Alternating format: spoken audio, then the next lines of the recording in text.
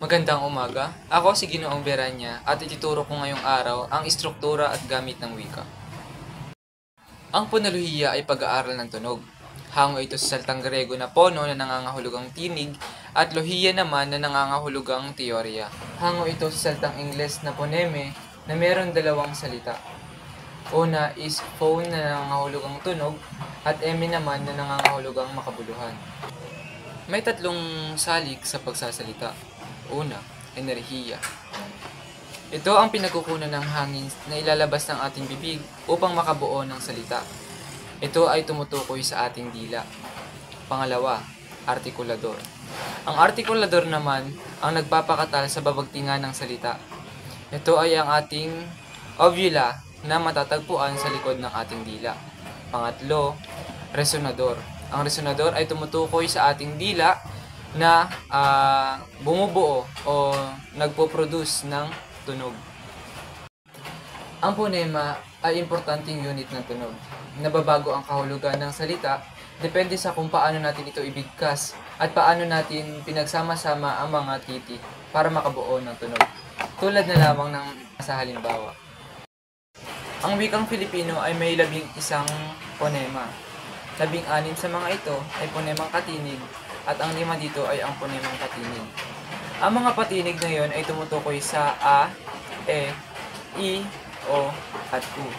At ang natitira namang letra o tunog ay nangangahulugan na o pumapasok na sa katinig.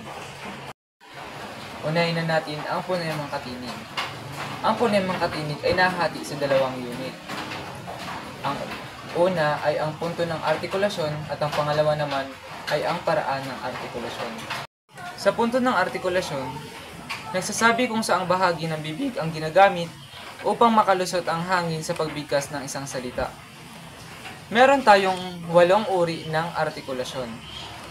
Una, ang panlabi. Dumidiit ang ibabang labi sa itaas na bahagi tulad ng tunog ng pa, ba, at ni. Pangalawa naman is ang pangipin. Dumidiit naman sa loob ng mga ngiping itaas ang dulong dila, tulad ng pagbigkas ng ta at da. Pangatlo naman ay ang panlabi o panlabi pangingipin. Dumidiin ang ibabang labi sa itaas ng ngipin tulad ng ba. Sa pangingilagid naman, ang ibabaw ng dulo ng dila ay dumidiit sa punong gilagid tulad ng pagbigkas ng ra. Sa palatal naman, dumidiit sa matigas na bahagi. Nangalangala ang ibabaw na dila, tulad ng pagbigkas natin ng salitang ya or yi. Sunod naman ay ang velar.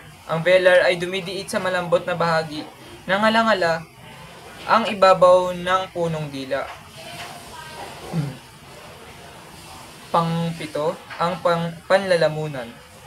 Ang likurang bahagi ng dila ay dumidikit sa lalamunan tulad ng ja, na kung saan yung likurang bahagi ng dila natin is dumidiit sa ating lalamunan.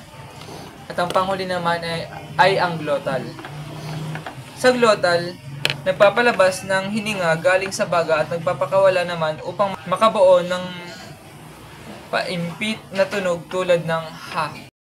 O naman tayo sa paraan ng artikulasyon. Sa paraan ng artikulasyon, naglalarawan kung paano gumagana ang ponemang katinig sa loob ng ating bibig. Una, pasara. Sa pasara, hinaharangan lamang ang dinadaanan ng hangin. Pangalawa, pailong. Sa pailong naman, imbis na sa bibig na lumalabas ang hangin, ito ay lumalabas sa ating ilong. Pangatlo, pasutsot. Sa makipot ng ngipin ng dila at ngalangala, lumalabas ang hangin. Pang-apat, pagilid. Sa gilid ng dila, lumalabas ang hangin. Pang-apat ay pakatal.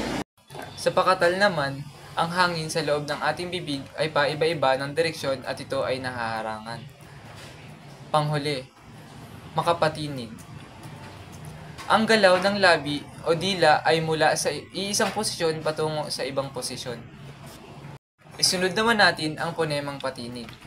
Ang ponemang patinig ay maaaring matagpuan sa unahan, gitna o hulihan.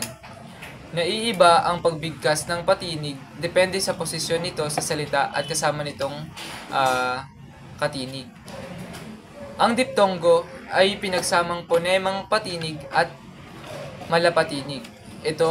Isang halimbawa nito ay ang salitang ay, a, i, oy, at uy. Cluster. Binubuo ng dalawang magkasunod na katinig sa iisang pantig, tulad ng salitang drama. Sa unahan ng salitang drama ay may dalawang katinig na D at R, bago ang patinig na A. Ang panghuli naman sa ponemang patinig ay ang pares minimal.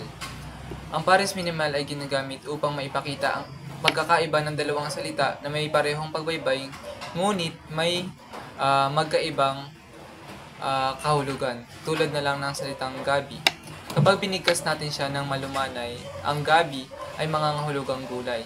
Ngunit kapag binilisan natin ang pagbigkas nito tulad ng gabi, mangangahulugan na itong madilim.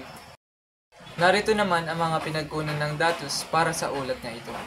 Muli, ako si Ginoong Beranya at dito na natatapos ang ating aralin.